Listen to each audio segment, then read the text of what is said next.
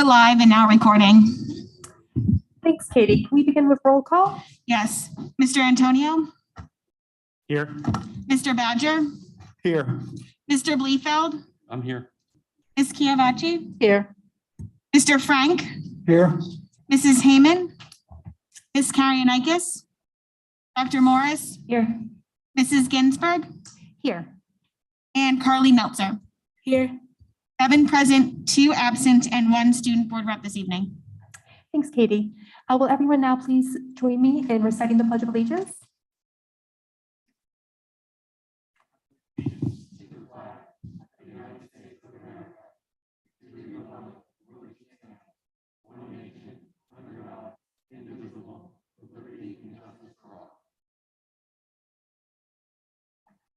I want to welcome everyone to this May 31st work session of the Wissahickon School Board. And before we begin, we as a board did want to express our deepest sympathies to the families and community of Uvalde.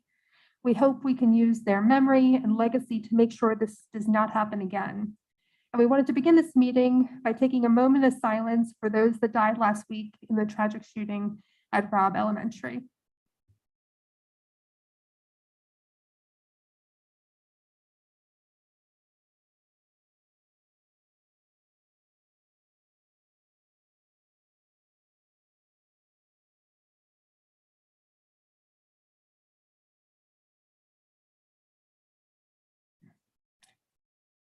Thank you.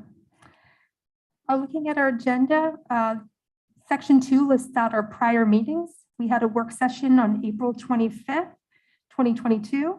We had the I had the MCIU Board of Directors meeting on April 27th. We had a regular public board meeting May 2nd, a budget workshop on May 9th, and on May 16th, we had a Racial Equity Oversight Committee meeting and the North Monco Joint Operation meeting. Section 3 lists out our upcoming meetings.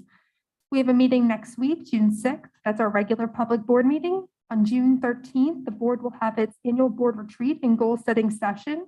On June 20th is the North Monco Joint Operation meeting. And on June 22nd is the MCIU Board of Directors. Then August 22nd will be our next public board meeting. All right, section 4 are our presentations this evening. And our first one is the robotics team recognition. Yes, thank you. We have 3 great presentations tonight. The lead off is from our robotics team, and here to kick that off is the pleasure to introduce Miss Kirsten John Richardson, who is the advisor and coach and spirit behind robotics team number 341, otherwise known as Miss Daisy. Kirsten.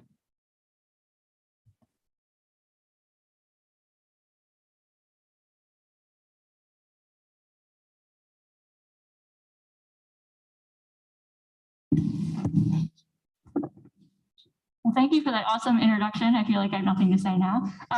But yes, I am Kirsten Jan Richardson. For those of you who may get my emails on a constant basis, now you can put a face with a name.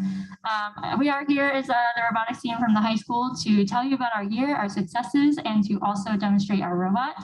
We had an amazing year and we're really excited to tell you about it, but I really don't want to speak anymore and I want the students to tell you. So I'm going to turn it over to them now. Hi, I'm Mina Rajesh, and I'm the public relations captain for the robotics team, and this is my 3rd year on the team. So we kicked off our season this year with our 21st annual event, Ramp Riot, in which we hosted 29 teams over 2 days. And this event was especially notable considering it was the second in-person competition in the entire region since March 2020. And at this event, since there was a limited number of teams and no spectators were allowed, a student and an MC at an event hosted a live broadcast in which people could tune in to watch the competition from at home. To start our actual season in January 2022, we learned that our game is called Rapid React. And in Rapid React, the game piece is a 10-inch tennis ball in diameter in which robots are challenged to score these balls into the center of the field in a hub with a low goal and a high goal. And at the end of the game, the robots are challenged to hang from a set of ascending bars at each end of the field, in which they are challenged to hang from it. And for additional points, they can they can score, they can hang from it. And to begin building our robot, we devised a 3-part strategy. For the first part of our strategy, we decided we wanted to have a completely new drive system called Swerve. And for the second part of our strategy, we wanted to emphasize scoring into the low part of the hub. And for the third part of our strategy, we wanted to focus on creating a highly technical climbing system. And with these 3 components, we went into our first competition at Hatboro Horsham in early February. At this competition, we were honored to receive the Excellence in Engineering Award, which honors teams who demonstrate a professional approach to the engineering and design process. This is a true testament to our creativity and design process throughout the climbing systems engineering. At our second competition at Springside Chestnut Hill District Academy, we ended as event winners, and we were ranked 2nd overall. Additionally, we won the Excellence in Engineering Award for the 2nd time. At the district championship at Lehigh University, we were honored to be ranked 5th out of 60 teams there and be event finalists. At the end of the event, for the 3rd time, we received yet again the Excellence in Engineering Award, and we believe this is a true testament to our team's design and build process regarding our climbing subsystem. On the world stage, we were proud to receive the Creativity Award, which honors teams who demonstrate a creative process with their robot. And to our knowledge, in our 23 years of history, this is the first time ever we've won a technical award on the world stage for our robot. Although it's important to us that we create a global impact, we also want to emphasize creating a community impact as well. A few weeks ago, we held a demonstration at Ambler Youth Alliance, and this Friday, we're at Ambler Borough Hall holding another demonstration at First Friday. And we are also hosting another variety of events in September. And although it's also important for us to help people in our community, we also make it a point to help people at competitions as well. At Springside Chestnut Hill Academy, we helped a rookie team the night before create an entire robot using our students and our equipment, which they used to play on the field and win 2 awards at. And at the World Championship, we helped a Turkish team by lending them our equipment and students, which were both stuck overseas for them. And additionally, we made it a point to try and help teams unload their equipment, especially the ones from our region. So now Jackson can come speak about the robot. Hello, my name is Jackson. I'm a co-captain this year. This is my 4th year, and I specialize in build and design. So as we can see on our left is the CAD model of our robot. This is a computer model that we made, and it shows all of the subsystems as they are and put together. This gave us a really solid plan for our robot this year and made it go together honestly pretty easy. And you can see how uncannily similar they are, which is a big achievement this year. But one of the most important aspects of any robot is its drive base. So this year, as Mina said, we used a swerve drive. So this allows our robot to go in pretty much any direction, and it travels about 16.5 feet per second. And it is constructed of custom sheet metal that was laser cut and then bent by our sponsor, Computer Components Corporation. But this provides the base for the rest of our robot to get mounted onto. And so now moving on, we have our ball path, which is a set of 3 different mechanisms. So the first of which is our intake, which is on the left. This system is pneumatically actuated with pistons, and it goes inside and out of our robot in accordance with the frame perimeter rules. But this mechanism was used to pick up the cargo, as they're called. And so it uses 3D printed wheels to sort of center the balls as they enter the conveyor. And what's really cool about this subsystem is that it's made of polycarbonate, and we were able to cut out all of the parts in our own shop, making it super easy to make and then fix. But as you see, the balls are then funneled towards the right, and they go through the conveyor and then later into the score. The score is honestly a probably really easy system. It's just 2 motors that run 2 set of wheels, and that's able to launch the balls about 12 feet into the air, into the high goal right now. Now we have the biggest part of our robot, which is our climber. And so, all right, cool. All right, so we can see on the left is our full mechanisms. So we have the blue masks, but we have two of these arms. Each of these arms was made pretty much entirely out of aluminum. So the bar part is 2x1 aluminum, and we were able to cut this out for the first time this year out of metal using our CNC router, which is a big upgrade for us this year and allowed us to make a stronger and more precise mechanism. So onto these arms, a sprocket is bolted with a huge gearbox. I think you can probably see it on the robot right there, but there's a lot of gears and sprockets on that, which give us a lot of strength as we're climbing up the bars. But mounted onto each end of the arm is a hook. So you can see here, it is just a, sorry about that. It's just made of a gear here with some horseshoe plates around it, with some sandwiching plates here to mount it onto the arm. And so what's cool about this is that this motor will turn. It's not here because it's this is the demo arm, but as that motor turns, our claw will hook and unhook, which gives us a really precise control over the bar and lets us engage and disengage from the bar very easily. We also see this blue and yellow 3D printed mount here. This mounts our limit switch. And so as this arm is pressed inwards, it tells the programmers that our robot is engaged with the bar, which is really, really important for us to automate our climb. So our climb is almost completely automated thanks to our programming team and these limit switches. So you will get to see a demonstration of that, and our program can walk you through everything that's going on then. But our creativity with this system is really why we love it so much. So on the left, you'll see one of our gears on the lathe. And so it took a while to cut these out, but it was a very easy way for us to make a very precise mechanism. And you can see on the right, the gear in its final iteration bolted onto a horseshoe plate. And so this creativity allowed us to get a much more precise control over the bar than most of the other climbers that we saw, making us one of the fastest and most consistent climbers in our region. And so we have a video for you at one of our practice spaces. So I can give you a walkthrough of it, but we're going to start off by raising our arm and hooking onto the middle bar, rotating up, hooking onto the high bar, unhooking from the middle bar, rotating up to the traversal bar, gripping on, and disengaging from the high bar. And then that's our climb. And so you can see that we're fully suspended up there, and we're in pretty good control of the arm. When the claws are engaged, it is physically impossible for us to fall off. The space is too small. But here's another view. And what I like about this one, not this. What I like about this view is it shows really just how big the robot is. So it's important to remember that this is about 150 pounds that this arm is lifting up. So it's the same video, but you can see as it swings that there's a lot of challenges that go into this robot. And so we even snapped steel hex shafts that were about ½ an inch thick, twisted them completely in 2 pieces. So it took a lot of perseverance and a lot of engineering know-how to get this to work.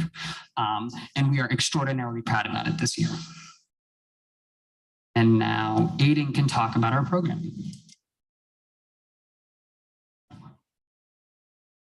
So let me go over here. All right, so we're about to watch a video of the robot doing an autonomous routine. These happen at the beginning of every match for 15 seconds. The robot has to drive itself exclusively off of pre-written code instead of getting anything like driver input. And right here, what we're going to see is that it follows a fairly complex path. Let's turn this on. It's going to follow a fairly complex path, in which it's going to operate a number of its mechanisms. It deploys its intake, pulls in a ball, turns and faces the goal using a vision camera, and then it goes and it shoots. Then it goes, picks up the next 2 balls. Those are balls of the other team's color on an actual field, and you want to deny them those. So we will turn to face a hangar, a protected zone of ours, and we will launch their balls into it to deny them access. And we do that kind of thing a lot. We've got 17 paths altogether, which can address all of our needs in regards to scoring, hiding the opponent's balls, whatever we need to do.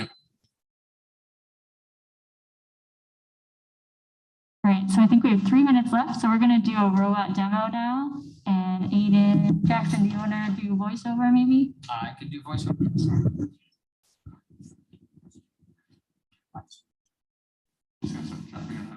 All right, so I think Aiden's just gonna drive around, so just display how the swerve drives move. So you can see he can spin on axis, so he's just gonna, here, can you just spin it around like super quick?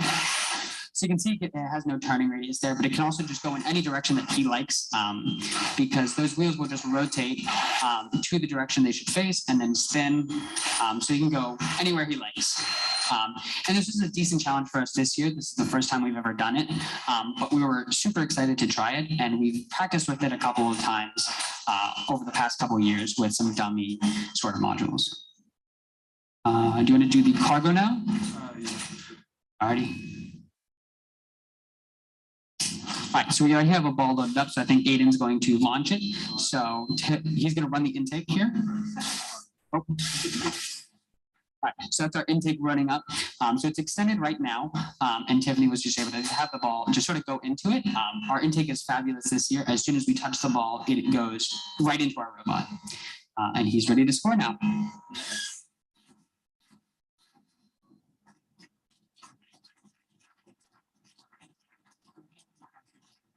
Yeah, we can do the climb sequence. All right, so. First, we're going to see your position. All right, you ready? All right. This is it getting ready to get onto the bar. All right, now here it's going to drive forward a bit and it's going to lock onto the bar.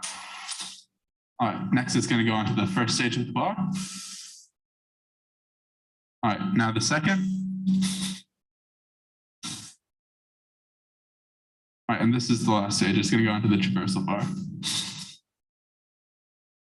All right, and as you can see, rainbow lights means we've made the climb. So we were able to. So what you were able to see there is that we fully automated the climb. And as you see, when the robot wasn't moving, it was lit up green to indicate to our operator that they were ready to press the next button. And during one of the movements, it was red. So our operator was able to do this super, super quickly, getting our climb down under 10 seconds a lot of the time, which we were extraordinarily proud about this year. Yeah, Aiden's very humble, but the programming and software behind what you just saw was really, really hard this year, and they spent a ton of hours doing that. It doesn't look like as much. The video is definitely much more exciting than seeing it just here. But obviously, we couldn't bring the whole monkey bar structure into this room. Just to wrap it up, I just wanted to say thank you so much for having us tonight. I just also wanted to say, you know, last year or 2021, allowing us in the building when we had to do online virtual challenges, giving us approval to go to competitions like the World Championship last month, and for attending our open house as well in the spring. We really appreciate and feel the love and the support from you guys. And I just want to say thank you again so much. It's been a really great year and really nice to be back in person and give these kids a regular season again. So thank you.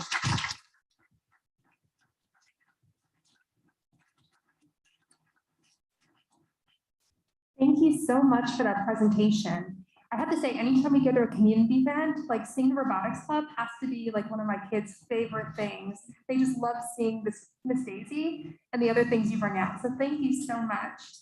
Do any other board members have any comments or questions? Ian? Yeah, I came to the open house. It was fantastic. All of you guys are so passionate about what you do. It's amazing what you guys have done. And Kirsten, you two are amazing. I know how much time you put into this, and I just feel like you're giving such a great opportunity to our kids. Thank you so much. Thank you. I just want to say that they came to the Ambler Youth Alliance, this group that we started, and they were amazing. And everyone just couldn't, everyone was like so thrilled to have you guys there. And it was so much fun that night. So awesome. We were happy to be there. It looked like a ton of fun. Thank you. I just want to say quickly, congratulations to each and every one of you. You guys did an amazing job, and we're all very proud of you. One quick question I think might be helpful for other parents and students who might be watching. If you could just share a little bit more about the organization and how you can, when you can get involved, at what grade in the process, for those who might be interested. Thank you. Yeah, sure. So this is the high school team. So it's grades 9 through 12. No experience is necessary. We actually should be opening up our recruitment, which will be available on our website, our application form. And we accept students basically from now until like beginning to mid-September. Because the program does require a ton of training and kind of onboarding, we try to solidify the team by the end of September. So we can spend all fall, teaching the kids all the skills required to build something like this. So yeah, 9 through 12. And the other great thing about our team is that we do kind of run it like a business. Our goal is to help students kind of figure out what they want to do, whether that is engineering or whether it's not. I myself am in kind of the user experience graphic design field. And we have a media team, we have a business team, we have students help with grant writing, social media, website, stuff like that. So, they can get involved in all sorts of areas. And we also love when a student comes on the team, thinks they want to do engineering, and maybe they move to, graphic design or vice versa. We're always trying to help the students figure out, what they find joy in and what they might want to do post high school. Any other comments? All right, well, again, thank you so much for coming this evening and for this awesome presentation. We really appreciate it. Thank you. Thanks for your time. I'm just going to grab our robot. Don't mind us.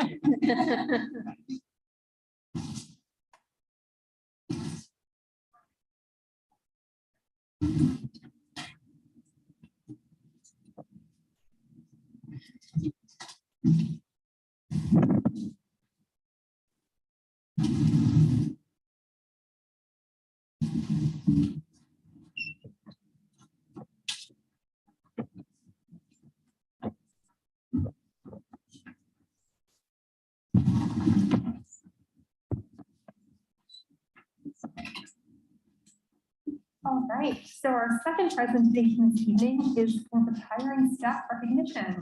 Okay, thank you. Nobody ever wants to follow the robotics presentation. That's an axiom. However, we have not ranked anything in terms of importance, and we have a very important group of people to honor tonight and recognize. Some of whom are here tonight with us, some who could not make it, but in any event, Ms. Hay, are you taking it from here? Terrific. Yeah, so I am very excited about this part of the presentation. This is a huge milestone for our staff when they get to retire.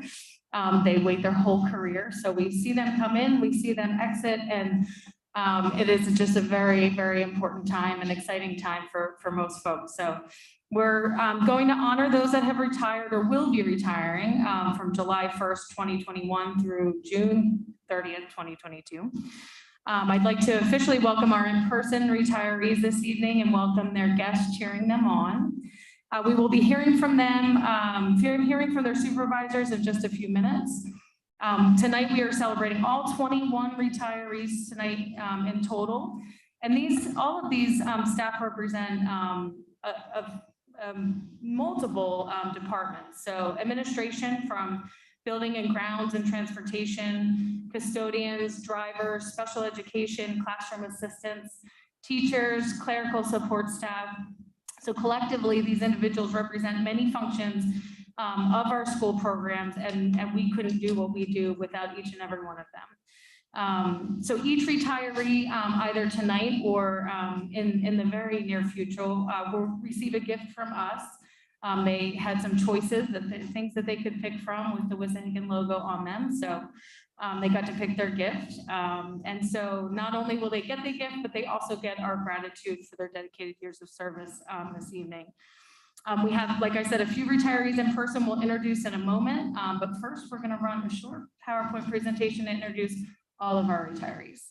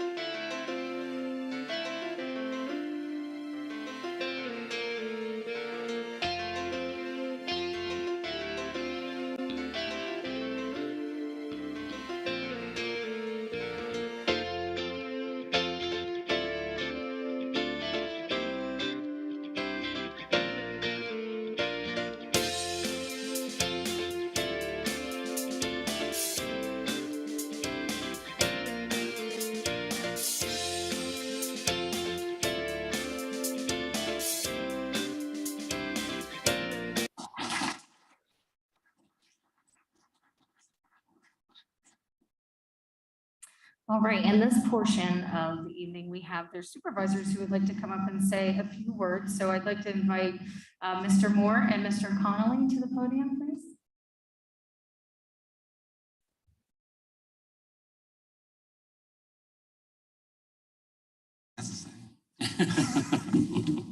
Thank you and good evening.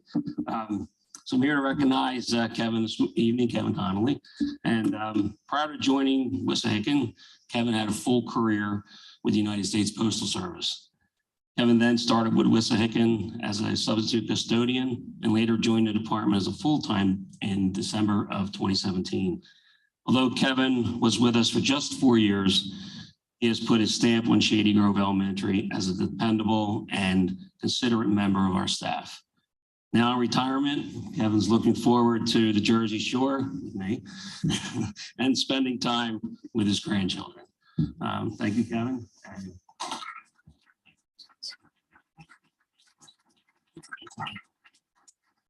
We'd like to get a picture, if you wouldn't mind. We have a small gift for you. And then, Jared, can you, Rochelle's gonna take a picture of you both. Thank you. We'll put it on our website or something like that. So, can I invite Mrs. Bauer and Mr. Evers to the podium?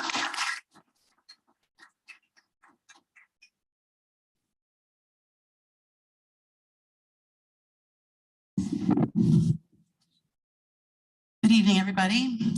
So it is my distinct pleasure to recognize Mr. Brian Evers on his upcoming retirement. Brian was hired on September 1st, 1987 as a health and physical education teacher at Wissahickon High School.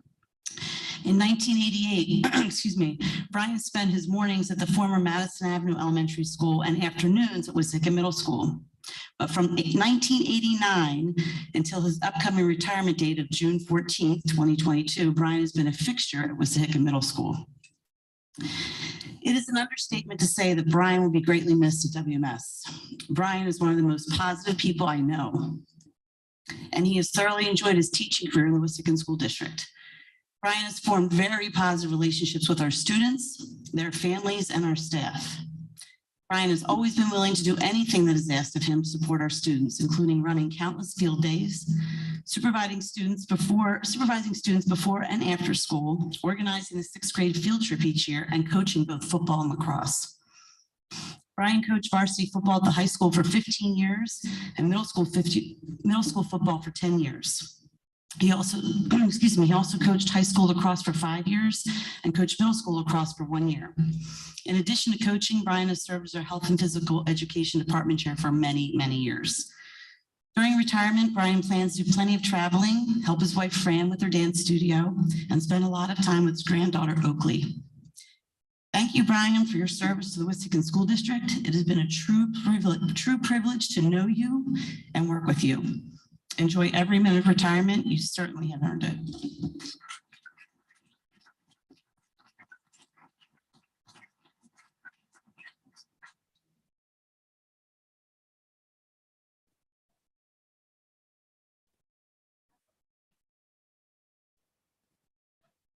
Yeah, you can get a picture. One more.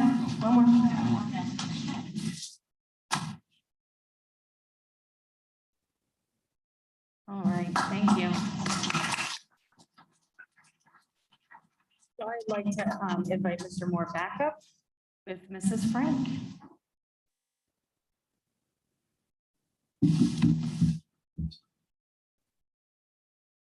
Deborah Frank, everyone. So this evening, we just recognize Deborah, of course, we all call her Deb, but so Debbie's been with the district since 2005 and has worn quite a few hats in the facilities department. Deb was first a part-time custodian responsible for lunch duties at the high school cafeteria, then a full-time custodian at Bluebell Elementary School, where her work ethic, and mechanical aptitude, and organizational skills propelled Deb to the next available position on the ladder as high school night crew leader. A few years later, in 2015, Deb was chosen as building supervisor of Stony Creek Elementary School, where she became an endeared member of the Stony Creek family and an exceptional supervisor. Some may have seen a video sent off of students and staff gave Deb at her last day at Wissahickon. I happened to be there. It was a great opportunity to see something beautiful. The cheers and waves were a heartfelt way of saying goodbye to a member of the family. So that was November. Fast forward to a few weeks ago, and I found out that Deb volunteered to come back and help us with field day. So no goodbyes. It was more of a see you later. So that's typical of Deb, always willing to get involved and lend a helping hand. So congratulations, Debbie, on a standout career, and best wishes. Thank you.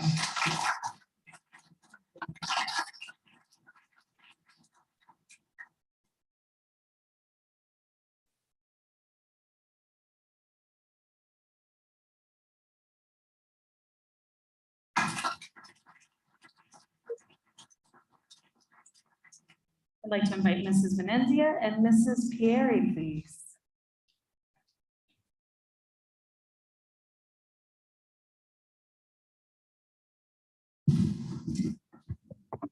Good evening, everybody. Meet Anita, in case you don't know her, but you probably do, because Anita has been with Wissahickon for 20 years. And not only that, she has supported students and teachers at Madison, Shady Grove, the high school, the middle school, and Stony Creek. I have to say that we love that she saved the best for last. Anita is a wonderful asset to our students, our staff, and our community.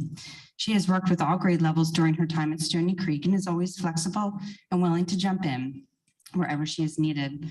One way that she has shown her flexibility most recently was by transitioning to a virtual aide who supported virtual fifth graders across the entire district during the 2021 school year. Anita is on our Sunshine Committee and is the perfect person to spread sunshine throughout our school. We're hopeful that she leaves some of that sunshine in our classrooms and hallways at Stony Creek after she leaves us. We wish Anita all the best as she moves into this new chapter of her life, and hopefully we'll get to see her with her dogs somewhere around Ambler. Thank you, Anita.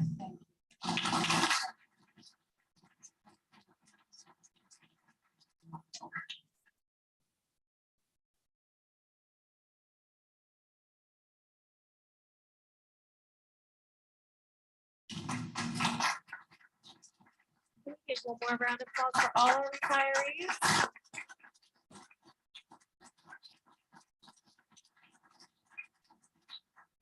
Thank you very much. You are welcome to stay, but if you would like to leave, you may. And there's some refreshments out in the lobby, and maybe you can catch up with your supervisors. And thank you so much for being here tonight. We love to honor our retirees, so it's so wonderful that you joined us. Thank you so much.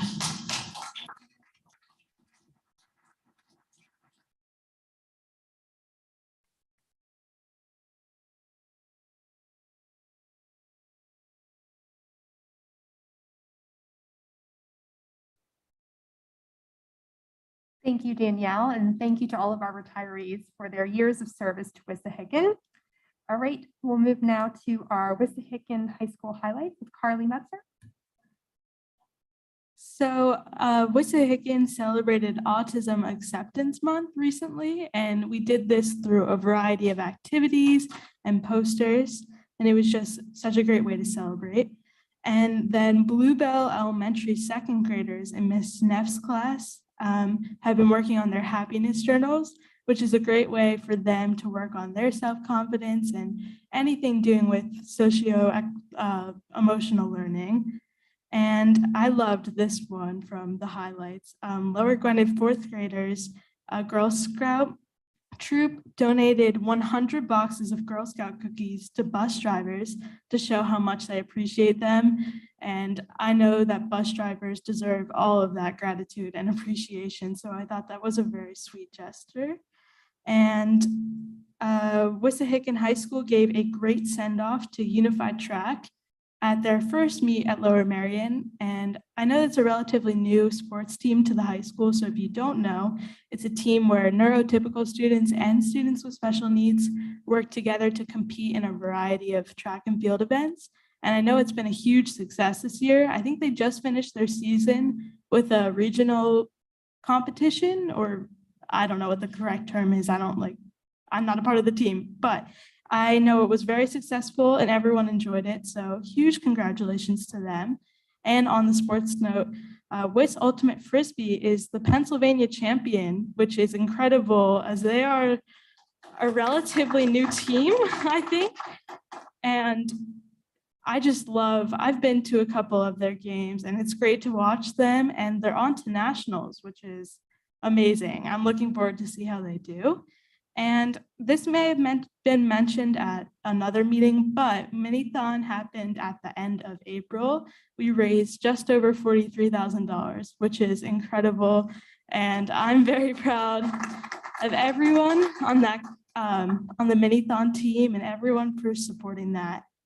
So although there were many highlights for the Wissahickon High School and community, I feel morally wrong saying those without mentioning some of the not so happy things that have been going on in the high school. So if you don't mind, I just wanted to talk about it for a minute, if that's okay. I'm sure you are all very well aware of the physical fights that occurred in Wissahickon High School just last week. And I know it's been a long weekend, so maybe, I don't know, it slipped your memory, but I know that people in the high school are hurting right now. I know that students feel scared to be there. And I know that morale across the board is low. And I can't sit here and not tell you that as my job, as my role as student representative, it's my job to tell you the good and the bad. So it's just, people are hurting. I feel the morale levels low amongst my teachers. And I know that students feel scared to walk through the halls of their school. And that is disappointing, but it's the truth as of right now. And I just watched a video of one of my favorite teachers involved in a physical altercation. And that is not what they signed up to do. I can't speak for teachers, but I can't imagine how disappointed they are and how scared they are. And just watching that was disappointing. It feels like I'm just getting a new email every day of something going wrong. And I'm a relatively positive person, but I'd be lying if I said I was optimistic. Or I'm optimistic, but it's hard to stay positive is what I'm trying to say. So I want to end on a high note. I want to say that we are stronger. We can overcome this and work as a community. But again, my job is to share the student perspective, and I felt it was necessary that I ended with that. Thank you. Thank you so much for that update, Carly. And we, as a board, certainly appreciate you bringing these issues to our attention and giving us your perspective. That's why we asked you to be a member of this board, is so that you can do that. So I appreciate you bringing just not the positive, but anything that you think is concerning as well. Do any of my other fellow board members have any comments or questions for Carly? Yeah, I mean, we're all super concerned about it, obviously. My question, you're in the building every day as a student. And also thank you so much for being brave enough to say that, because that's a hard thing to bring forward to a group of adults who are semi-professionals. What, as a student, do you think you can do? Or what can we do? What can anyone do to make this better? Do you guys talk about this? Your friends, do you have conversations about it? I mean, I am a junior in high school, so I do not have the answers to everything. This topic is hard. I can't even imagine how you will go about handling it. But I know as a community and as students, we just need to be nice to people. We just need to be kind to everyone. And I guess, yeah, that's my biggest message to just the community, is to keep uplifting each other. I think that's the only thing I can say. Again, I really don't exactly know, but I think we can overcome this. And I just think right now, students feel scared. So if there's any way that you can directly tackle that fear of being in the building, I think that would really help the students. Jim and Minyewe, what are we doing to support the students right now who feel scared? As a parent, I would feel scared if my child was in that building, frankly. Yeah, certainly. I think that Amy earlier shared the grief associated with the tragedy down in Texas, and now we have Carly so eloquently sharing the cold, hard facts of local concerns about the violence and safety. And it's a very real thing. I think that schools and families and students, staff, everywhere are concerned, and including our own backyard here in Wissahickon High School. I think there are concerns about violence and behaviors that incite it or reward it everywhere. When we think about our society, just the adults in our society, when we cheer on two people in a cage beating each other to a pulp with no protective gear on whatsoever, and that's okay, and then we bet on that. We're betting on violence. And then we think of all the people on social media who share crazy conspiracy thoughts or just kind of incite others to do bad things. These are adults on social media. So is it any wonder that our students, when we have a fight at the high school, close to 50 of our students were watching with their cell phones taking videos? That's not okay. That's not the way that that's not what we want our bystanders to do. You don't revel in that. Yet we as a society do revel in that. And yeah, we've had fights at the high school, and we absolutely are concerned. We have a lot of ideas that we have short term. To get to your question, Deanna, we have as many counselors, as many additional people to talk to as we needed, and that's not just for the students, as Carly pointed out, it's also staff. We have ideas for the future. We can do some more training. We have actually, the board has approved, or at least is included in the budget, a new safety team at the high school. That's more reactionary in some sense, but it's also preventative. The concept here is to develop relationships with the students and help them make the choices that don't include violence as a method of conflict resolution. So we absolutely recognize it's a problem. We own that it's a problem. But I think honestly, society has to own that this is a problem. We can't do this alone. We just, it's not ours alone. We own it, we'll deal with it, and we want to help, but we're going to need help as well. Jim, as a follow-up to that, what are we doing? So when a student returns following a fight, I assume there's some sort of disciplinary action that occurs. The student returns to school. Do we provide that student with adequate counseling to make sure we don't have repeat incidents with that same student? Yes, in the most recent incident, there were the normal suspensions according to our code of conduct. And in that case, there was also extended police action that's on their end, not ours. Then when the students get back, and this is not just these students, but any students who fight or suspended for that matter, for any reason, there is a return restorative conference of sorts that includes the best counseling we can do. I can't say that it guarantees a non-recurrence, but it's aimed at preventing a non-reoccurrence. So it's both. And are we listening to the students during that conference and trying to understand the root cause of the fights? Oh, well, the first answer is absolutely yes, we're listening. And a really good question was asked earlier about the root cause. We're trying to get at the root cause. I mean, the root cause of, let's just say, a fight could be as much as somebody looked at somebody's other girlfriend wrong. And the choice of resolving that conflict with violence is the issue. The root cause was that he looked at his girlfriend wrong. But that's not really, that's been happening for decades. Now, the first choice of response is to fight, is to tell people you're going to fight, have people show up with their cell phones and have everyone videotape it.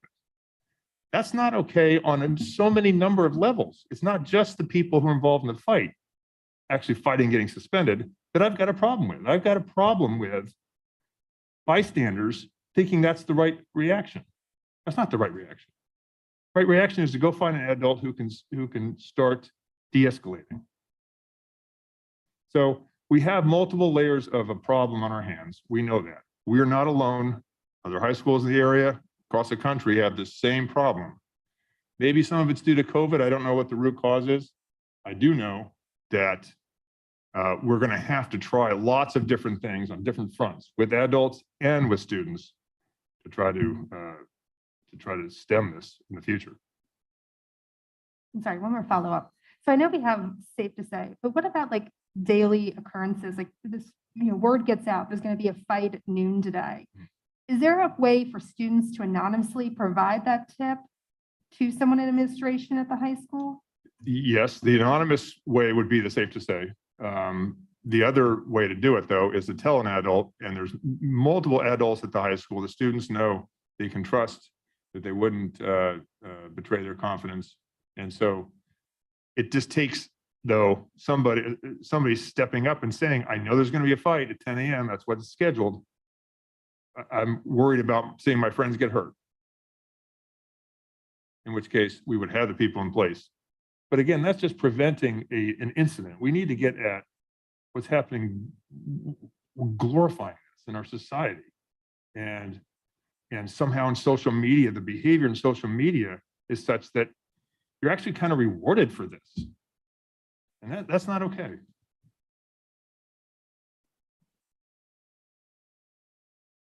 Paul? I do have a question as well. Jim, you mentioned that it's not just a Wissahickon problem, it's much broader, and I agree with that. One thing I've noticed this week is that we've had an increased police presence at a number of our schools, which of course is a deterrent and also I think sends a message. And so that's, I see one thing that the community is doing. Are the ways in which we can get the support and the buy-in and the coordination of the community on a larger scale? So is there a way that we can reach into the community to engage the religious organizations, the parent organizations, whatever prominent community organizations there are that could engage parents and the broader community to help us in solving this problem? Are there efforts underway for that? Is that something else that we can look to do as well? The answer is yes. What our thought there is, on a number of levels, but one, we want to start with some focus groups of recent alums and our current students sitting in a non-threatening, non-judging circle, just talking about the root cause, what could be done, ideas. We're open to many ideas, and as you might imagine, many have been shared with us over the last few days. And I think that interaction between recent graduates and current students, because the recent graduates will know what the current students are saying. They'll speak their language. And we want to see if some ideas can come out of those focus groups that will help us not just react, but prevent and get to your point about the root cause. I have a question, but I think Carly did too. So go ahead, Carly. Thank you.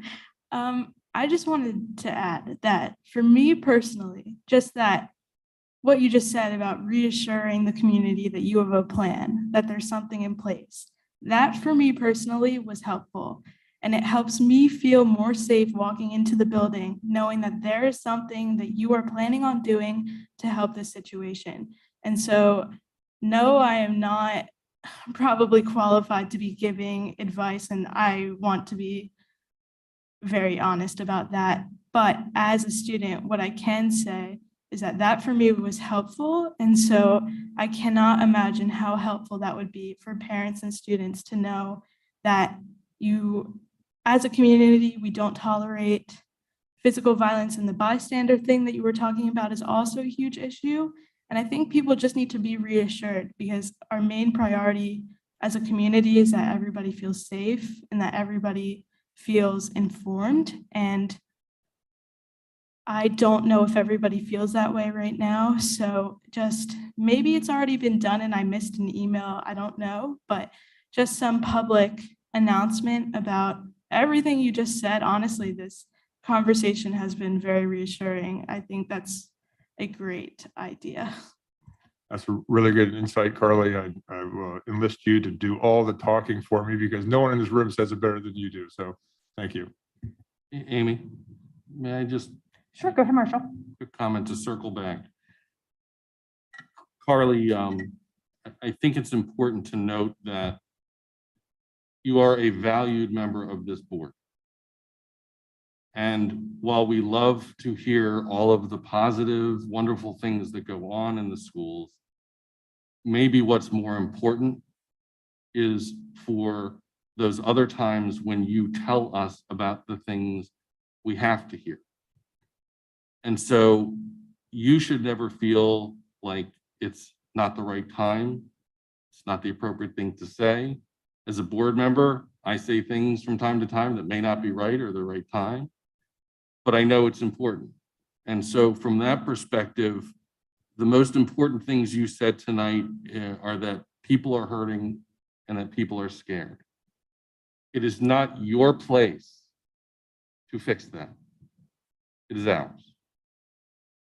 We are the ones entrusted by you and your families and everybody else in this district to ensure that these buildings and these spaces and this campus is a safe haven. And we have seen across the country that it is not always the case. Your bringing it to our attention simply puts the onus on us to figure it out. And we have to figure it out. We may use you for guidance.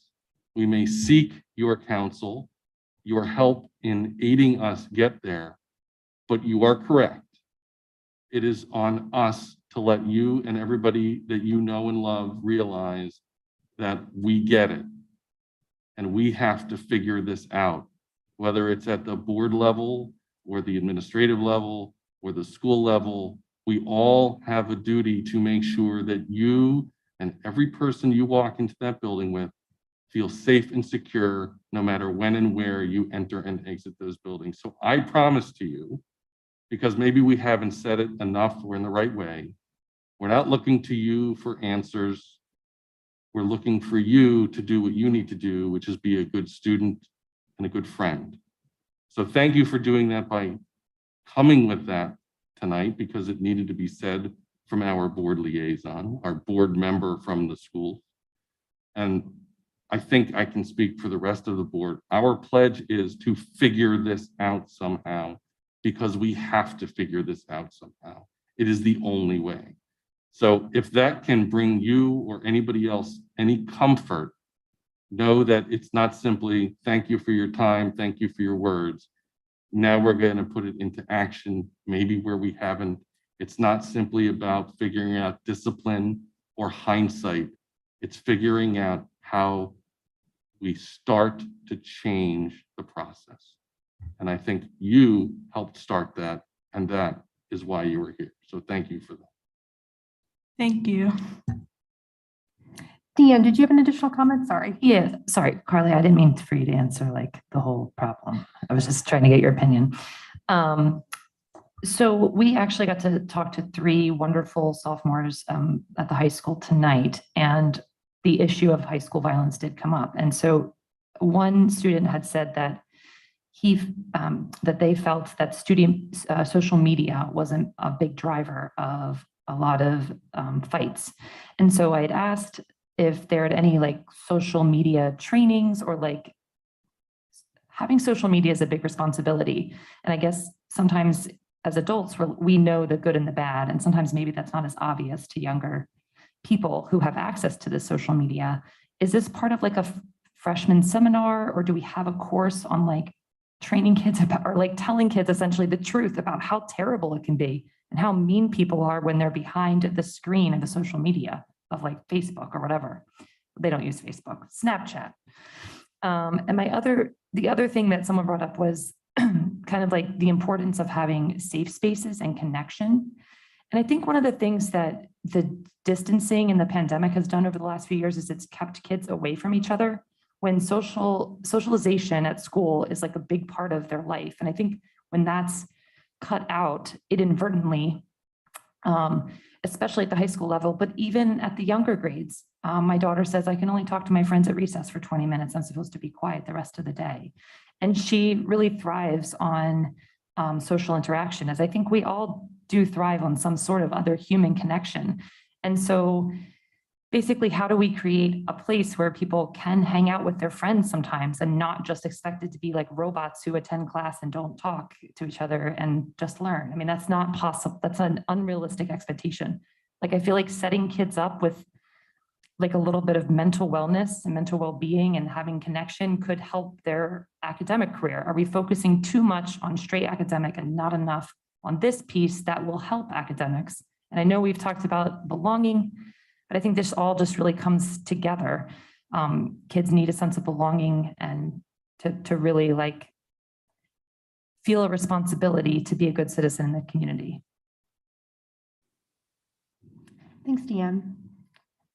Any other comments? No? All right. Well, thank you so much. We'll now move on to our first public comment period. I don't have anybody registered in person. Katie, is there anyone online? Okay. Then we'll move on to the board president report. I have no informational items. I have several action items. Wade, do you mind going over these? No, I don't, and thank you very much. So we actually, from the board's perspective, we did go through these at the last budget finance meeting. So they're very, very similar to what you've already seen before. The first several, or the first 1 and 2, really do set the text resolutions, and then several of the other resolutions, 3, 4, 5, and 6, are basically setting the taxes for the various things, including property tax, rebates, the homestead farmstead exclusion, the continuation of real estate installment tax plans, the Wissahickon Valley Public Library.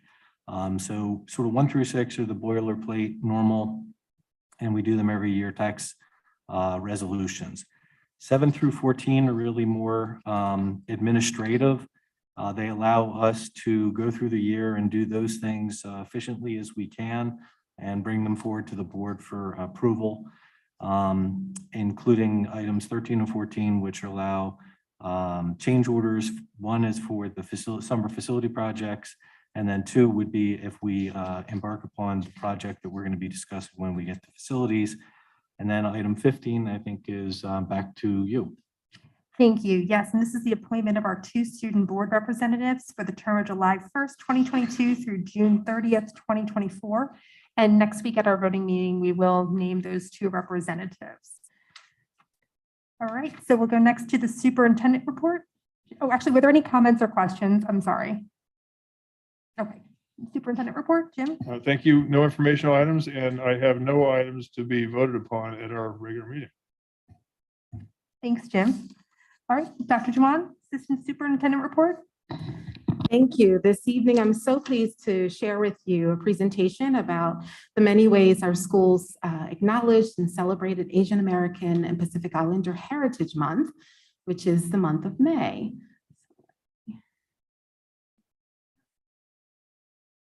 Okay, so as we know, with all of the Heritage Months, we always want to acknowledge that the goal is to ensure that in our curricula, we're including various diverse perspectives and cultures and heritages and histories throughout our curricula. And so this is in addition to that. While we continue to work on ensuring representation in our curricula, we'll continue to take the time during the various Heritage Months to celebrate and acknowledge as well. So I want to make sure I'm noting that this is not in lieu of, but in addition to.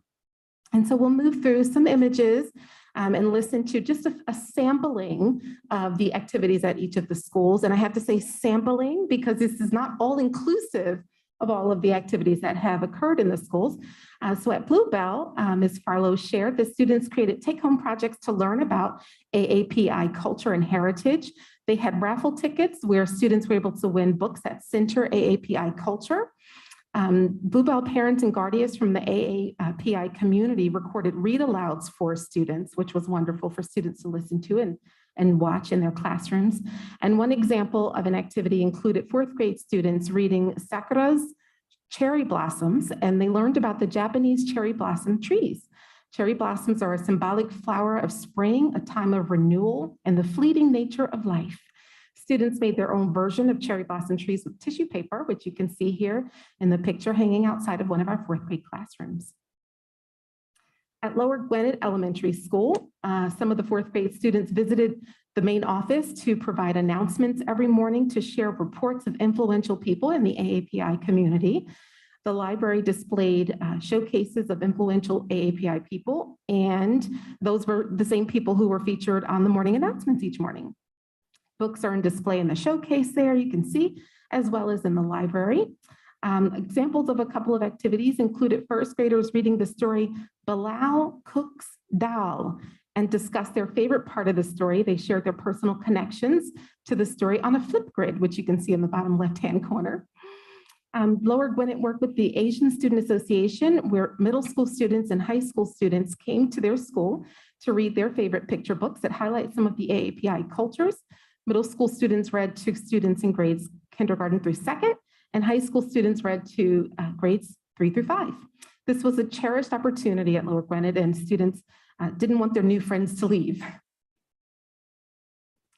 At Shady Grove Elementary School, kindergartners and third graders teamed up to create Chinese paper lanterns, which is an activity that was shared by one of the parent community groups. During encore time, library students in library listened to read alouds before engaging in research about the experiences and accomplishments of different people honored during AAPI Heritage Month. Again, fourth graders at Shady Grove read Sakura's cherry blossoms and learned about what the tree symbolizes in Japanese culture, and they created cherry blossoms to display in the hallway, which you can see in the pictures here. So it's a little different style of art, but nonetheless beautiful, all the same. The main hallway at Shady Grove Elementary featured a map of Asia as well as the Pacific Islands, highlighting the various countries honored and celebrated during AAPI Heritage Month. Asian American artists, athletes, political figures, and others are featured in the display, along with a brief biography highlighting their accomplishments. At Stony Creek Elementary School, several classrooms engaged in an author study and had a virtual author visit with Grace Lynn throughout the school year, not just during the month of May, but actually throughout the year. The librarian pulled various books that highlighted AAPI cultures for teachers to share in their classrooms. A couple of examples included second graders reading High Flying by Grace Lynn and make kites, went outside to fly them, as you can see here. Kindergartners read The Magic Fan and designed their own fans. First graders read a variety of books by AAPI authors, and they participated in other activities such as solving puzzles and creating flip-up books to learn about what AAPI Heritage Month is, who it's all about, and why it's important. Some of the students shared their cultures and traditions. You can see in one of the images in the bottom left-hand corner, there are students who are telling about the national flag of the Philippines. At the middle school throughout the year, all of our ELA classrooms have titles in their independent libraries by Asian American and Pacific Islander authors. There's been an intentional focus on increasing access to diverse books across all of our schools. A couple of examples, during 7th grade folktale unit, they read The Leather Bag, which is a Korean folktale. In the 7th grade drama unit, they read Dragon Wings by Lawrence Yep. 8th grade ELA included memoirs and short stories and poetry components representative of Asian experiences and as supplemental materials throughout their units. In the tech ed department, they ran AAPI messages during morning announcements, and the messages were displayed on the LED monitors throughout the building, which you can see there. In general music, they learned about Korean pop as part of their pop music unit. They had a short unit on instruments around the world where various AAPI instruments were included. Strings used the teaching method created by a Japanese violinist focusing on intonation, tone, quality, and other basics. Students in the Asian Student Association homeroom decorated the atrium display case with students' cultural artifacts from South Korea, Japan, Philippines, China, Laos, and India. And as I mentioned before, the students from the middle school traveled down to Lower Gwinnett, so they wanted to make sure I mentioned that for the middle school as well. It was an enjoyable experience where they got to read to students in grades K2. And the middle school had a PLC, a professional learning community, on May 23rd, led by Dr. Stephanie Leister and Mrs. Helen Lee, entitled Dismantling the Model Minority Myth. So that was an important learning opportunity for the staff.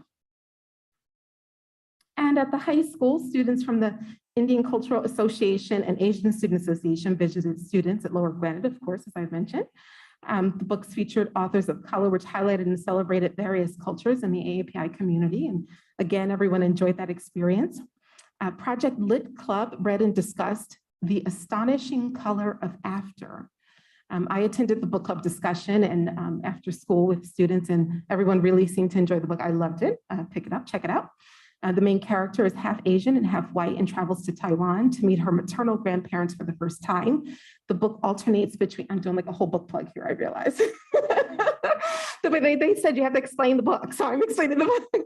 But the book alternates between real and magic, past and present, friendship and romance, hope and despair. It really moves you through time and through various emotions.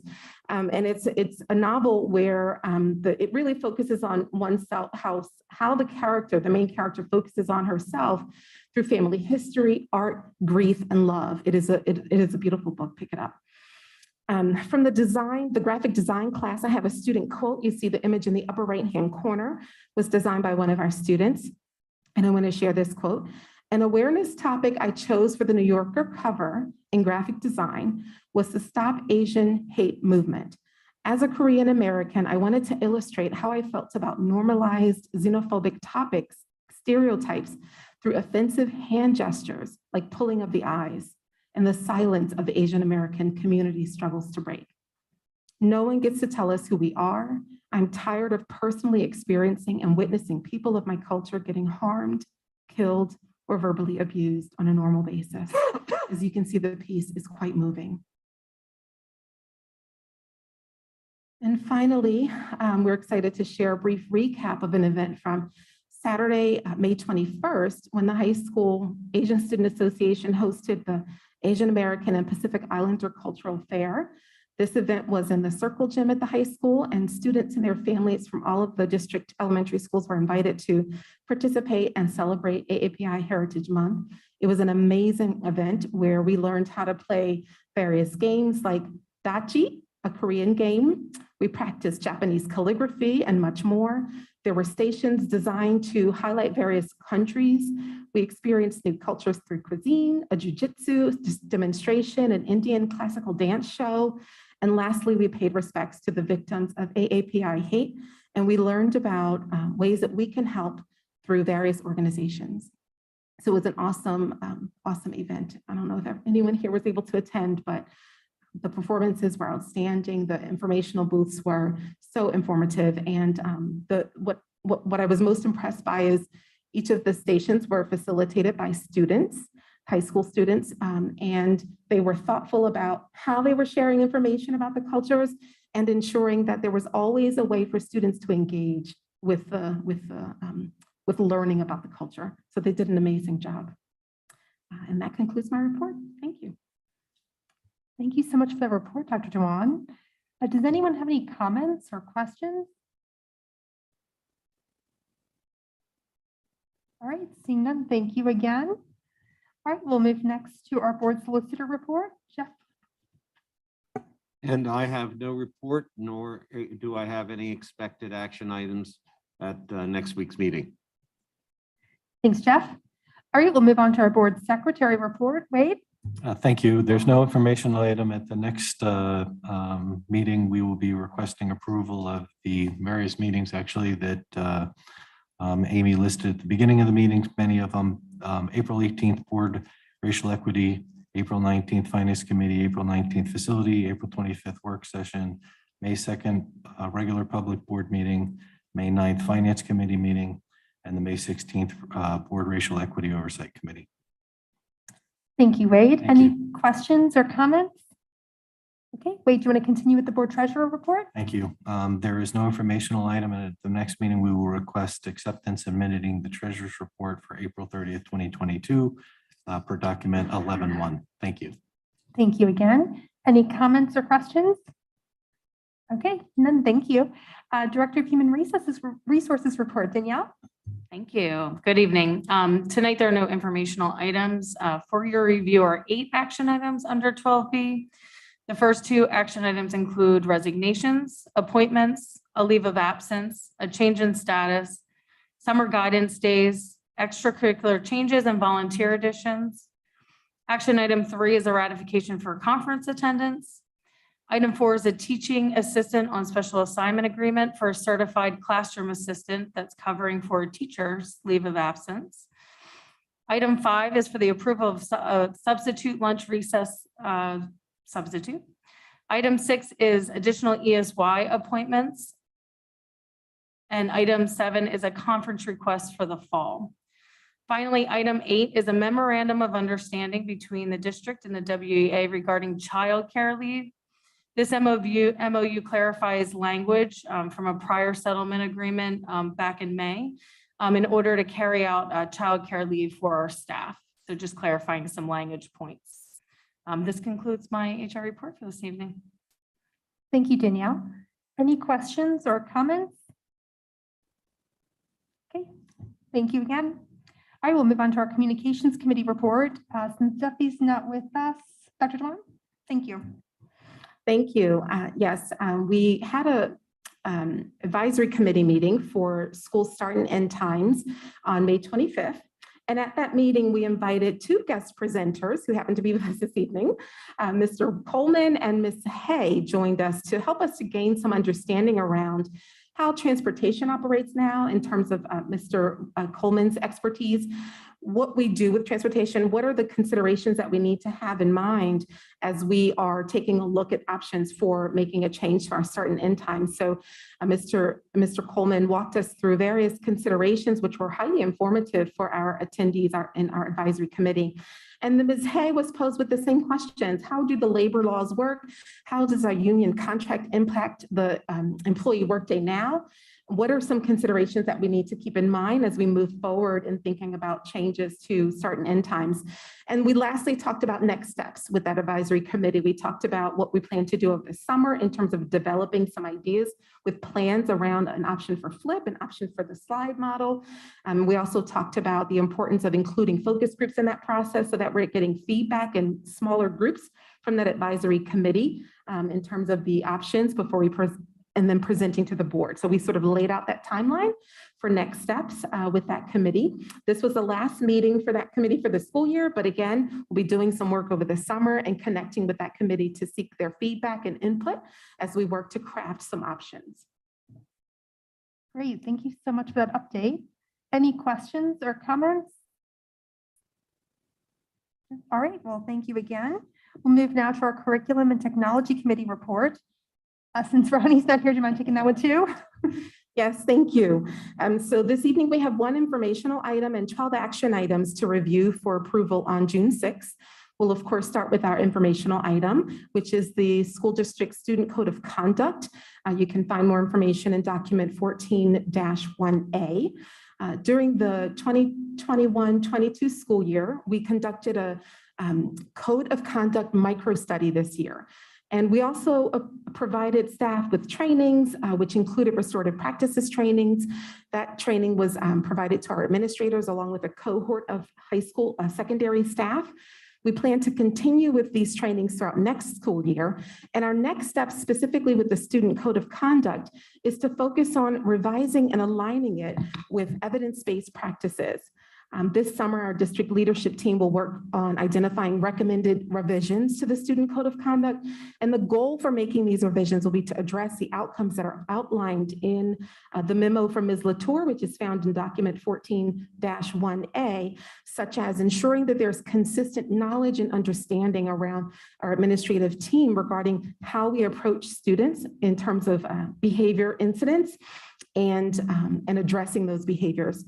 We also want to ensure that we're able to embed restorative interventions and social and emotional learning competencies into the existing Code of Conduct.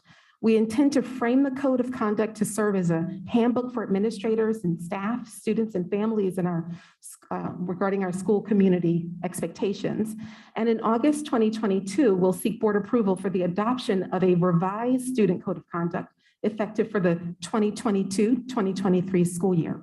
We'll send a draft of that revised Student Code of Conduct to the Board of Directors for review in early August prior to the board meeting on August 22nd.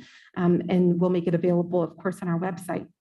For the remainder of this school year, there are no changes to the current version of the Student Code of Conduct, which is available on our district's website at this time. Any questions about that informational item? Okay. And as I mentioned, we have 12 action items to review. We'll seek a motion to approve these items at the June 6th board meeting. Action item 14B1 is an annual approval for the report of tuition waive students for this current school year. There are 22 students listed in that report shown in document 14-1. Action item 14B2 will seek approval for the anticipated tuition costs and related services for students who will be outplaced during the extended school year program. This is an annual request to the board around this time at the May board meeting. And you can see the list of 24 students in document 14-2. The total estimated cost is noted there for you, and as $242,000, 472, let's start over. $242,472.42, and those contracts will be subject to the solicitor's review and approval. For action item 14B3, we'll seek approval to permit the list of low enrollment courses to run at the high school for the 2022-2023 school year. The courses are listed in document 14-3, and they have fewer than 20 students enrolled at this time. This is an annual request at the May board meeting. We recognize that students, once we have the final schedule for the high school, those numbers will likely increase because some students will select their alternate requests for courses. So we don't anticipate that those numbers will remain as they are. For action item 14B4, we'll seek approval of the district's comprehensive plan for 2022 through 2025. As you may recall, this item was an informational item at the April 25th board meeting, and the plan was made available on our website for public review beginning on April 25th. For action item 14B5, we'll seek ratification for outplacement services for a student starting on May 13th for the remainder of the 2021-2022 school year outlined in document 14-5. For action item 14B6, we'll seek approval of payment for Dr. Claudia Chernow for psychiatric evaluation in the amount not to exceed $10,900. This type of psychiatric evaluation is more intensive and comprehensive and substantially more expensive than our typical STU-based psychiatric evaluations conducted by the same provider. For action item 14B7 is for an annual subscription and service cost to continue the use of various software programs and services provided here in the district. This amount that's noted here is covered in the 2022-23 technology operating budget. For action item 14B8, this is for our student computers to support year 10 of the district's 21st Century Teaching and Learning Initiative. So our 6th grade laptops are on a 3-year replacement cycle, and the 9th grade laptops are on a 4-year replacement plan. The laptop costs will include warranty and accidental damage coverage. And again, this amount is covered in the technology budget for next school year. For action item 14B9, this is for student computers to cover the enrollment increases and replacement computers at the elementary level. This amount, again, is covered in the technology operating budget. For item 14B10, we have replacement of teacher and administrator laptops in the amount listed here in document 14-9. For item 14B11, the projector at the high school needs to be replaced. It has failed. And so it was replaced approximately 12 years ago, and so it's time. This project had been delayed for months due to projector availability. So we're excited to be able to move forward with this. Again, this amount is covered in the 22-23 technology budget. And finally, for action item 14B12, you'll see outlined in document 14-11, we'll be seeking an approval to award the mental health services for summer 2022, as well as the 2022-2023 school year for elementary and secondary students for the responsible bidder, which is Aldersgate Youth Services Bureau. And that concludes my report. Thank you so much, Dr. Jawan. Any questions or comments?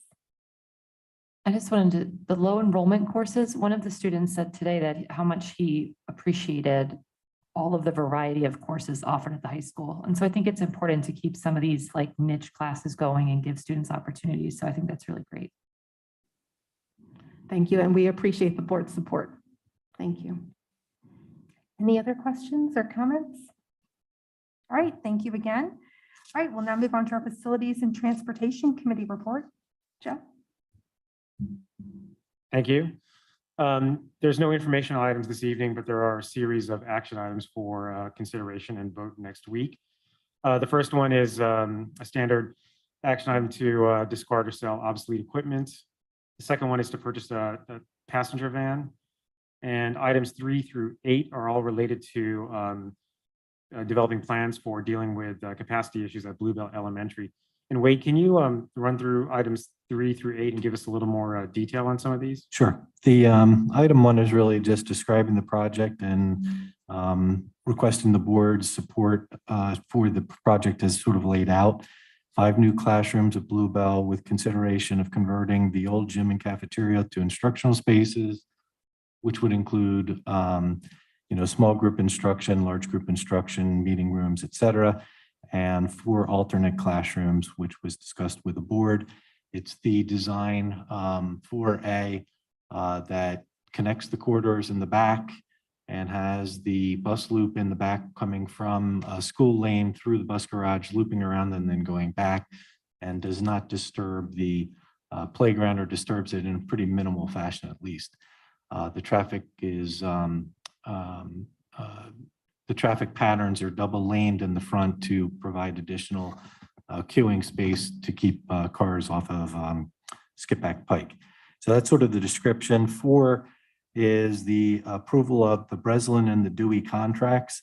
The contracts were essentially the same, with changes for the particulars for Bluebell as the Stony Creek contracts. They are currently being reviewed by Fox, and pending Fox's reviews, which again, because they're very similar and because Fox has already been through these contracts, I don't anticipate a lot of changes, but if there are any, I would be in a position to work with the professionals and the lawyer to come up with a final document. That's item 4. 5 is McMahon is a traffic engineer, and we will seek their input to try to make sure that we're addressing all the traffic concerns at the site. Item number 6 is earth engineering. They will do borings and test work. That helps us make sure that we understand what we're getting into before we set out the bids, what type of soils we're in, and then it will also make it so that hopefully we're able to reduce the number of change orders. If we find unsuitable soils, we'll include larger allowances in those types of areas. Number 7 is, as Joe mentioned, 7 and 8 are discussions of the changes that may be required for the modular and the electric to the modular based on the movement. Originally, we were thinking that we would put the placement of the modulars on the kindergarten side.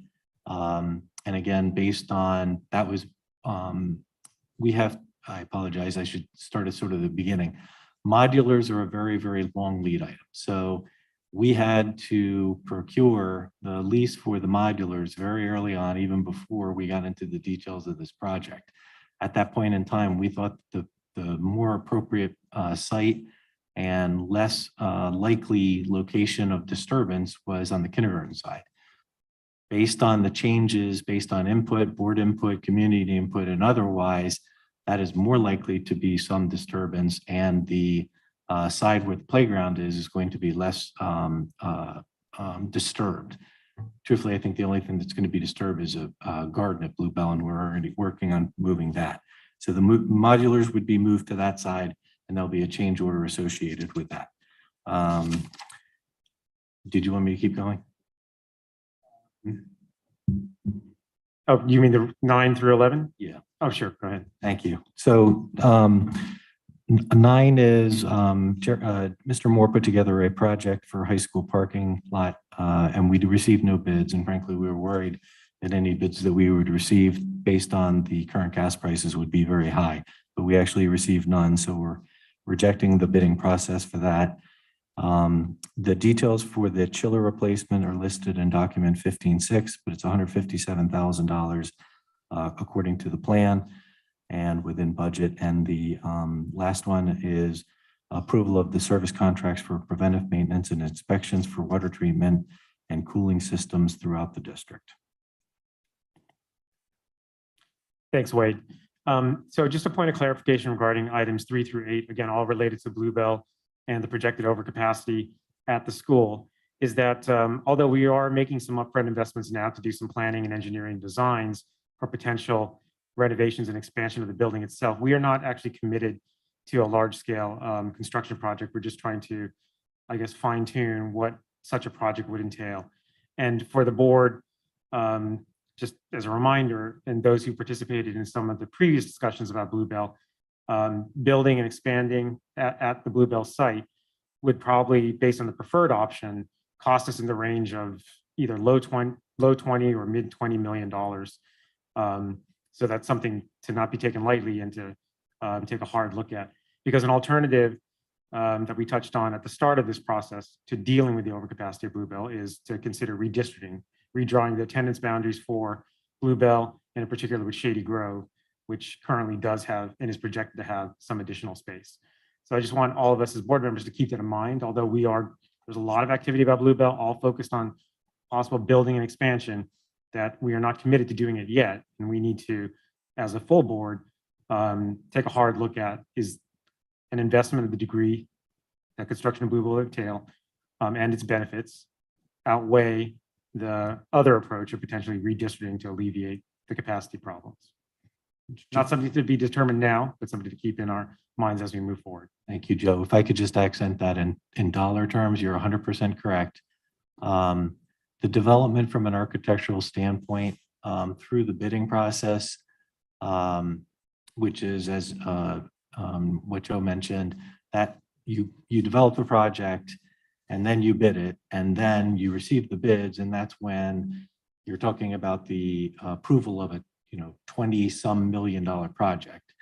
The architect fees that will be earned are approximately 80% of the overall project, which will probably be somewhere between $1 million to $1.2 million in fees that will be earned before the bidding process. So that's how much we're sort of committing to if we're interested in going forward with this project for item 4. On the engineering side, it's less because the engineering is earned both during the development of the project, but also on-site management of the project. So that total fee is about $800,000, and it's about 50-50 earned, actually it's probably more like 40-60 earned and in the development of the project as opposed to an on-site management of the project, and that would be earned if the board decided to award the contract going forward. So thank you very much for clarifying that.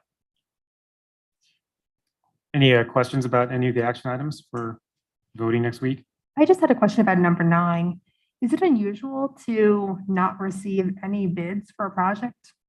It is very rare. So I think it is 2 things. One is we all see that the gas prices have increased. Paving projects are very, very petroleum oil driven.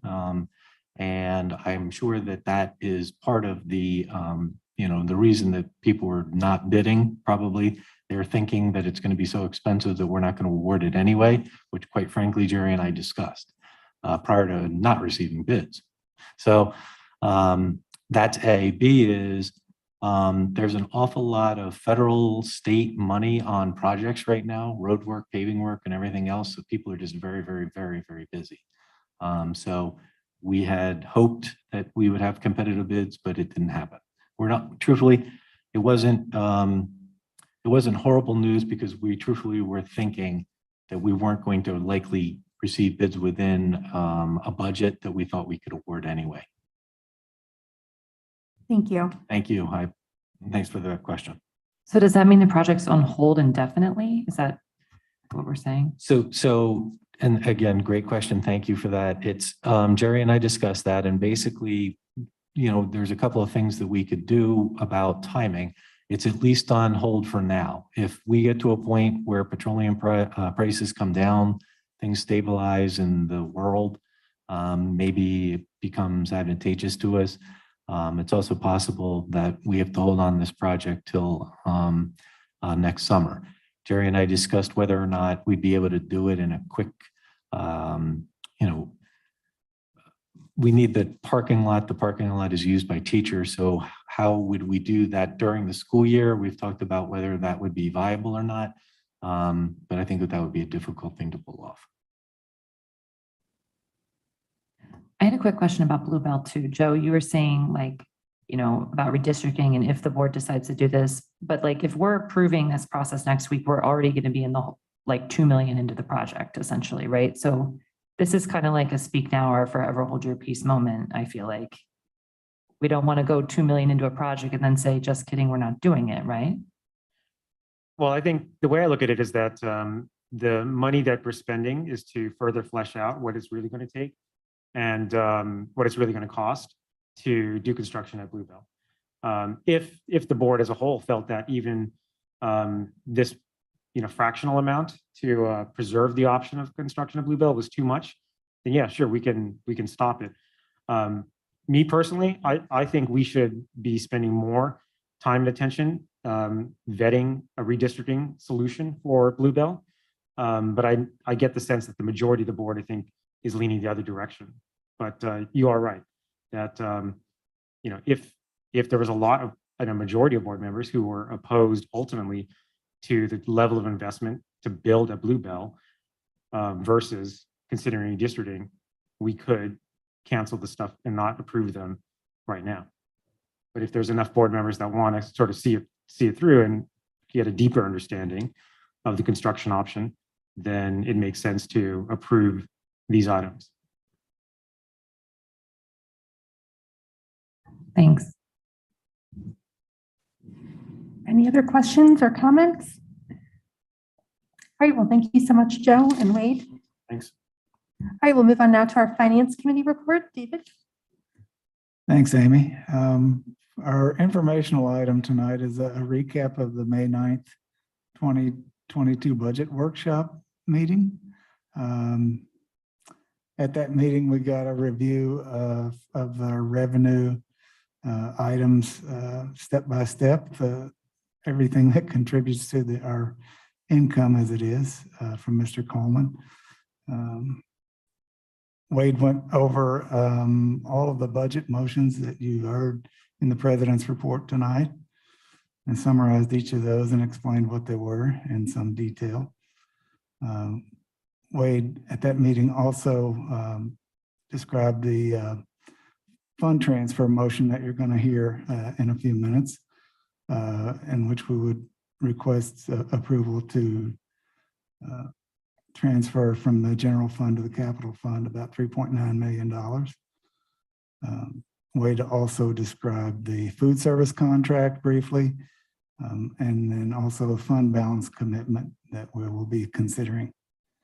I think that pretty much covers everything for the budget meeting. And then let's see, we have 9 new action items. Mr. Coleman, would you mind walking through those, please? Sorry, thank you very much. Yes. So number 1 is the standard financial reports. And again, things are going well, which allows the item number 7 to occur. Item 2 is annually we approve the insurance. At the meeting, normally I also note that in general, I think it's pretty amazing and we're very fortunate to receive insurance for an entire school district for $354,000. It is an increase, and the increase is driven partially based on the property values of the building have increased approximately 8 to 9%. And that is based on just everything costing a lot more in the construction area. So if there were a catastrophic issue with the buildings, the insurance is basically saying it would cost a lot more to rebuild your ABC building or your DEF part. And therefore, since the value of the construction would cost so much more, the cost of the insurance is going to cost more as well. Other lines are also increasing, including, not surprisingly, the cyber insurance because of so much activity in that area. Truthfully, ours increased 40%, and the broker said that our increase was among the lowest around. And that's based on the support that the board showed and acquiring some of the software and support that we have. So again, there's appreciation for the board support in that area. Item 3, we actually discussed as well when we talked about the VOTEC budget, but that is the approval of their budget. It's approximately $70,000 more than we had anticipated, and that is based on the rolling average of students, but also overall increased students in that area and slightly increased court costs. The athletic training is flat this year, but it's $45,972, which is item number 4.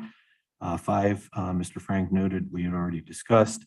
And 6, I think, was the only item that we didn't discuss, and that's the PSBA membership for approximately $16,000.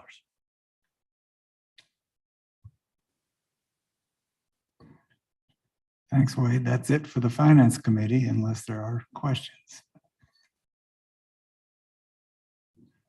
All right, don't see any questions. Thank you so much, David and Wayne. All right, we'll now move on to our Policy Committee report. Marshall? Thank you, Amy. We have no informational items for this evening. We do have 8 action items to be reviewed and voted upon next week. These include the second and final readings of 8 different provisions contained within the policies relative to employees and employment. So action items 1 and 2 have to do with the approval of the second final reading relative to sabbatical leave and drug and substance abuse. Items 3 through 8 have to deal with the approval of deleting several policy provisions related to either vehicle control, drug and alcohol abuse, or look-back measurements, which are updated in newer policies. Those have now been reviewed on a couple of occasions, and next week we will be voting for the second and final review of those additions or deletions. Thank you. Thanks, Marshall. Anyone have any questions or comments? All right, thank you again. All right, we'll now move on to our Racial Equity Oversight Committee. Paul? Amy, sorry, Paul was unable to attend the last meeting, so I'll be doing the recap for the meeting. So as noted here, on May 16th, we had a Racial Equity Oversight Committee meeting. And just as a quick recap, we had a presentation on professional learning opportunities for staff. And in particular, we heard the different components of professional learning that are offered to staff, but how they all work together to strengthen our teachers' ability to create equitable and inclusive environments that support the success for all students. We also took a look at the revised mission, vision, and value statements from the draft comprehensive plan for 2022 to 2025. So as a reminder, every 3 years, all school districts in Pennsylvania submit a comprehensive plan to the Department of Education, which is intended to identify priorities and action plans with steps to address those priorities. And as part of our comprehensive plan, the mission and vision and value statements have been revised to include specific references to equity and belonging. And as also a note, the draft comprehensive plan for 2022 to 2025 for our district is, well, the entire plan can be viewed on the district website. Third, we had an update on the belonging campaign. And in particular, the administration highlighted that some new videos related to the belonging campaign were going to be posted. And I think they are now posted on the district website. One video highlights our professional learning and how it supports inclusion and equity efforts in our district. And the more recent one, which I think might have just been posted today, highlights student voices on the importance of belonging. So I encourage you guys to check out those short videos. And then lastly, we discussed a proposed meeting schedule for next school year. The meeting on May 16th was our last one for this school year, and there was some discussion about what the meeting schedule would look like and what the schedule of topics would be for next school year. So more decisions to come on that. And I believe that is it. Dr. Dewan, did I miss anything notable? No, you've covered everything. Thank you. Okay, thanks. Any questions?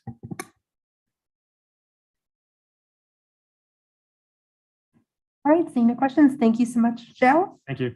All right, we'll now move into our report of board representatives. Marshall, extracurricular? There was no extracurricular meeting, so I have nothing to report.